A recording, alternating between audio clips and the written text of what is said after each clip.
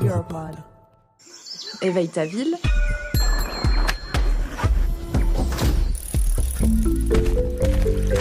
Le podcast des initiatives écologiques et sociales des territoires en transition.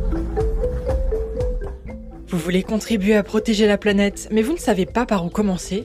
Vous êtes au bon endroit. Je m'appelle Hildegarde. Et moi, c'est Kelly. Nous sommes journalistes et pendant 5 mois, on a parcouru l'Europe en transport en commun. Notre objectif, documenter des solutions concrètes pour faire face aux crises écologiques et sociales et leur permettre de traverser les frontières. De l'Allemagne au Portugal, en passant par l'Italie, l'Espagne et la Roumanie, on vous emmène à la rencontre de citoyens, d'associations, de chercheurs, d'entreprises et d'institutions qui façonnent les villes de demain.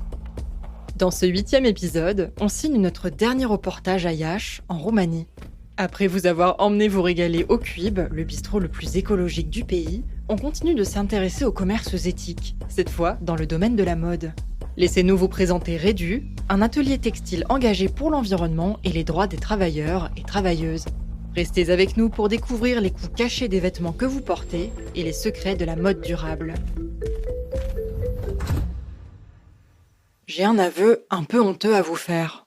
Quand j'étais plus jeune, je dirais entre l'adolescence et le début de la fac, j'avais un dressing à faire frémir d'horreur l'écolo que je suis devenue aujourd'hui. Zara, Asos, H&M, dès que j'avais un petit coup de mou, je remplissais des paniers interminables sur mon ordinateur. Sans être une accro du shopping, j'avais cette habitude fréquente d'acheter plus de vêtements que nécessaire et sans me poser de questions. Résultat, j'ai longtemps accumulé des pièces de mauvaise qualité et dont je me suis lassée très vite. Si vous avez dans votre placard un jean ou un pull acheté sur un coup de tête qui vous semblait le plus beau du monde en magasin, mais que vous n'avez finalement jamais porté, vous savez de quoi je parle. Le problème, c'est que ce comportement nourrit le cercle vicieux de la fast fashion, une mode rapide, ou jetable en français, où des vêtements de mauvaise qualité sont produits en masse, à un rythme infernal, et pour une durée de vie de plus en plus courte. Fabriquer et consommer des vêtements à outrance, cela a un impact colossal sur la planète et ses habitants. Rendez-vous compte, l'industrie textile représente 10% des émissions de gaz à effet de serre au monde selon l'ONU. En Europe, l'habillement, c'est la catégorie de consommation qui impacte le plus l'environnement, après l'alimentation, le logement et les transports. Et puis, derrière une petite veste pas chère, on va en parler, on retrouve aussi des conditions de travail terribles pour les personnes qui les fabriquent. De l'exploitation, voire de la mise en danger, tout ça pour des salaires dérisoires. Au même titre que la Chine, l'Inde et le Bangladesh, la Roumanie fait partie des pays dits ateliers. On y fabrique de quoi habiller les Occidentaux en respectant rarement les minima sociaux. Heureusement, il existe des entreprises alternatives qui changent la donne et permettent de repenser notre rapport à la consommation. Tout de suite, on vous emmène à la découverte d'une de ces pionnières en la matière. On découvre une symphonie de couleurs et de matières en pénétrant dans l'atelier de Redu. T-shirts bigarrés, patrons étalés au mur, fleurs en tissu. Cette encre créative, c'est le premier et unique atelier de slow fashion de la ville. Une équipe de 5 personnes se relaie pour le faire tourner, le chant des machines à coudre en toile de fond. Près d'une pile de tissus, on rencontre Elvis, la trentaine, de longs cheveux noirs assortis à ses yeux. Ce designer est l'un des managers de Redu, réduire en roumain, mais aussi le président de Mai Bine, l'association qui a impulsé le projet. Elvis, c'est aussi un ami d'enfance de Vlad, le réalisateur engagé que vous avez rencontré dans notre 6e épisode. Ensemble, ils veulent créer une communauté à la lisière de la forêt qui borde Iași. Oui, le monde est petit. Mais bref, revenons-en à nos affaires. L'objectif de Redu, c'est de collecter les déchets textiles générés par les usines et les particuliers. On transforme ensuite ces tissus en nouveaux produits utiles, d'une manière à la fois créative et éducative. À son lancement en 2014, Redu n'était pas encore une entreprise sociale, mais l'un des projets pionniers développés par l'association Mai Bine. Il répondait à 2 objectifs, provoquer une prise de conscience sur les impacts de la mode pour la planète et les humains, et créer une communauté de personnes engagées sur ces sujets. Redu a été le premier organisme à collecter les déchets textiles à Iași. Et oui, ce n'est qu'en 2016 que la ville a accueilli le premier centre de recyclage universel de tout le pays pour les déchets des particuliers. Autant dire que l'atelier répondait donc à un besoin pas du tout couvert. Et son action est toujours utile, car la majorité des vêtements qui partent au centre de tri finissent incinérés ou enfouis, puisque les fibres textiles ne sont généralement pas biodégradables.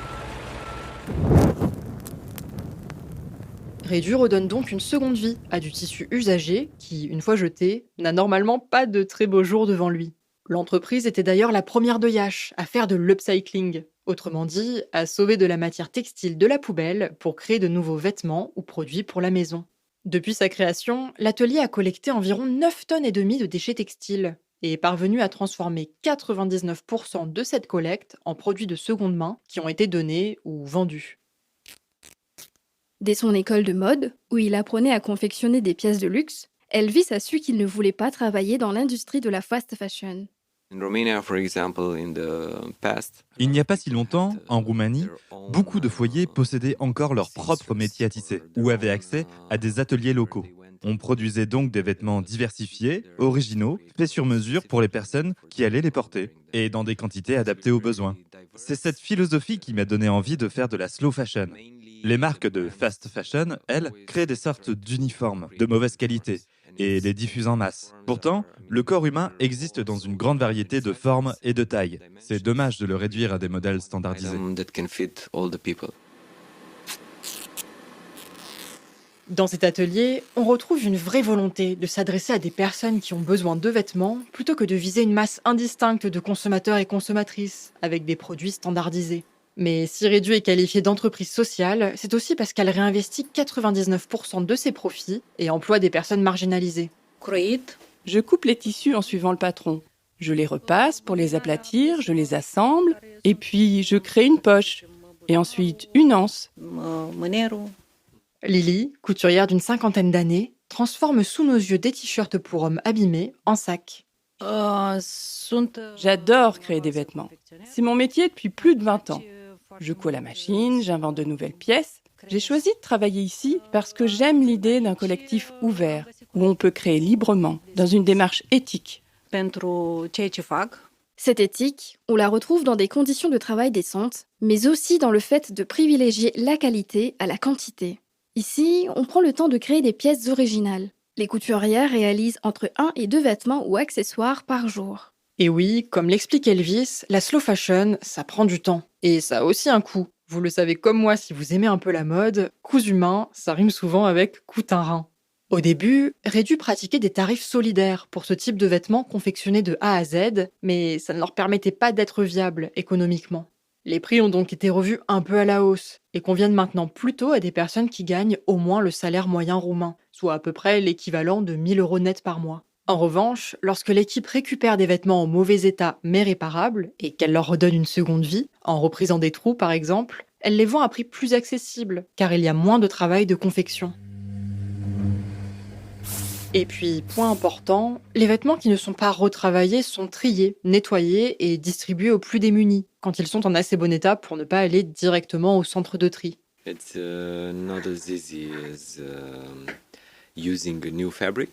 Ça prend plus de temps de revisiter des vêtements qui ont déjà vécu que de créer des habits neufs. Il faut travailler chaque pièce à l'unité.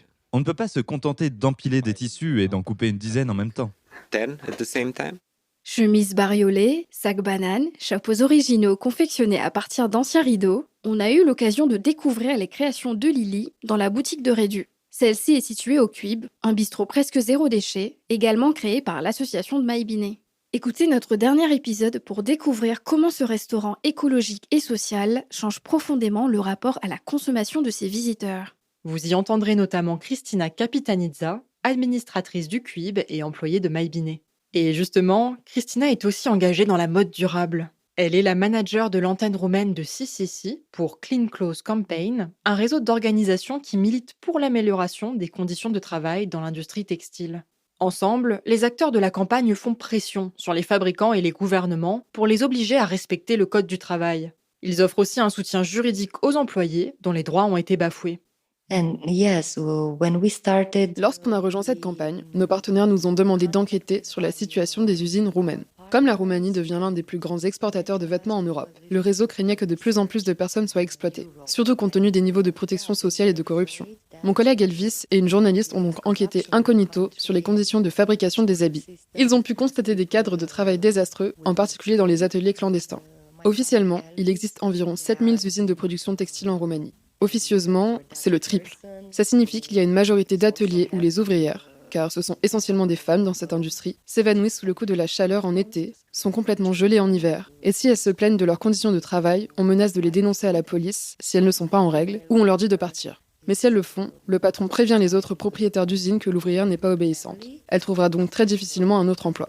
Le problème, c'est que beaucoup de ces femmes ont un prêt bancaire, un mari et des enfants à nourrir. Elles sont souvent les seules à avoir la charge financière du foyer. C'est donc d'autant plus difficile pour elles de dénoncer ce qu'elles endurent et de partir. Et le pire, c'est qu'elles ont du mal à gagner le salaire minimum, même en travaillant 20 heures par jour. On a beau être dans l'Union européenne, les abus sont nombreux dans l'industrie de l'habillement. It's quite abusive in the garment industry. Heureusement, la situation évolue à mesure que de plus en plus de voix s'élèvent pour faire valoir des droits humains essentiels. Une libération de la parole que Rediu accompagne, malgré la législation roumaine qui durcit les conditions de syndicalisation. After that, one lady worker who was the Peu après l'enquête d'Elvis, Angelica Manole, une ouvrière, a été l'une des premières de Roumanie à dévoiler publiquement sa fiche de paye sur Facebook. Elle ne touchait même pas le salaire minimum et il était indiqué qu'elle travaillait à temps partiel, alors qu'en réalité, elle faisait plus qu'un temps plein. Elle a été licenciée après cette dénonciation. On s'est donc mobilisé pour la soutenir avec la Clean Clothes Campaign et en contactant des journalistes. C'est une histoire qui se termine bien. Après avoir remporté son procès, Angelica Manole, l'une des journalistes qui a couvert l'histoire, et une experte en droits humains ont cofondé Haine Curate. C'est la première ONG roumaine pour améliorer les droits des travailleuses du secteur de l'habillement. C'est quelque chose que Rediu a rendu possible grâce à la Clean Clothes Campaign. the CCC network. Avec cette ONG fondée par Angelica Manole, Maebine, l'association qui a fondé Rediu, co-représente la CCC dans la Roumanie entière.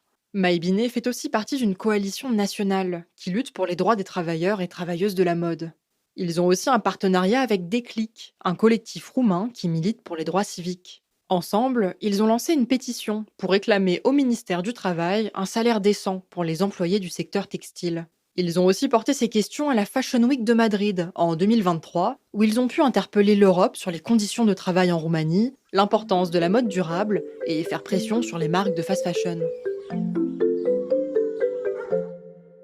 En plus de créer des vêtements uniques et éthiques dans une démarche sociale, Rediu partage son savoir en matière de mode durable. L'équipe organise des actions de sensibilisation qui plaisent beaucoup aux habitants de Iași. Leur objectif ? Expliquer l'importance de la slow fashion et fournir un contre-exemple pour tous ceux qui pensent qu'on ne peut tenir un business dans la mode qu'en exploitant ses salariés. On organise de nombreux ateliers pour apprendre aux gens à upcycler ou prolonger la vie de leurs vêtements depuis chez eux. On leur montre différentes techniques d'impression, de placement de patch.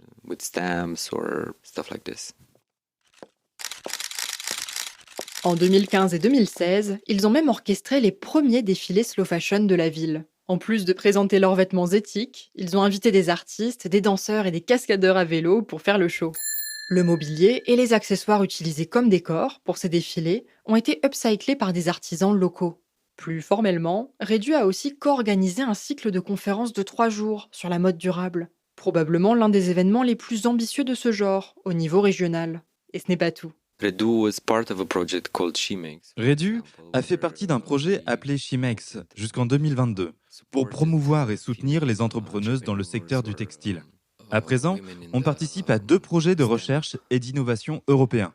Dans le premier, Earwear, on étudie la possibilité de créer localement du tissu à partir de déchets agricoles, comme le fumier et la paille.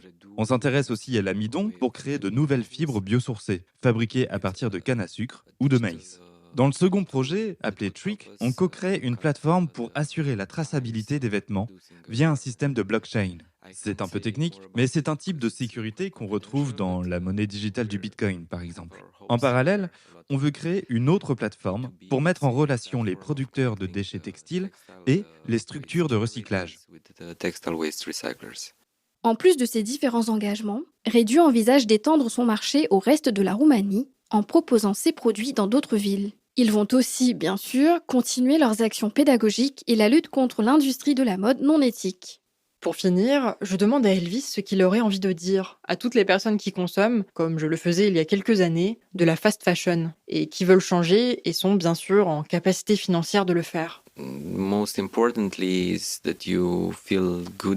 Le plus important, c'est que vous vous sentiez bien dans les vêtements que vous portez, en sachant qu'il a été fabriqué de manière éthique par une personne avec un bon salaire et un temps de travail réglementaire. Si vous êtes tenté d'acheter de la fast fashion, pensez à ce que vous laisseriez derrière vous sur la planète plutôt qu'aux gains à court terme que ça représente. On ne peut pas se sentir vraiment à l'aise dans des vêtements ultra polluants, qui ont été fabriqués avec des larmes et de la sueur.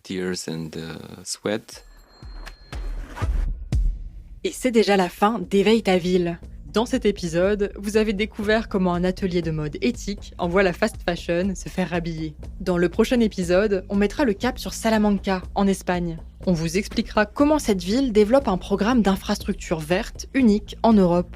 Le but, adapter l'urbanisme aux conséquences du dérèglement climatique. En attendant, abonnez-vous à Éveille ta ville pour ne manquer aucun épisode. Et si celui-ci vous a plu, je vous invite à nous laisser un petit commentaire, un like ou 5 étoiles selon la plateforme d'écoute que vous utilisez. Vous pouvez aussi recommander le podcast à vos proches qui cherchent comment agir pour la planète et la société. Et enfin, pour suivre nos aventures et découvrir du contenu exclusif, rendez-vous sur notre Instagram @aether.narratio, aether.nawratio. À lundi prochain dans Éveille ta ville, le podcast des initiatives écologiques et sociales des territoires en transition.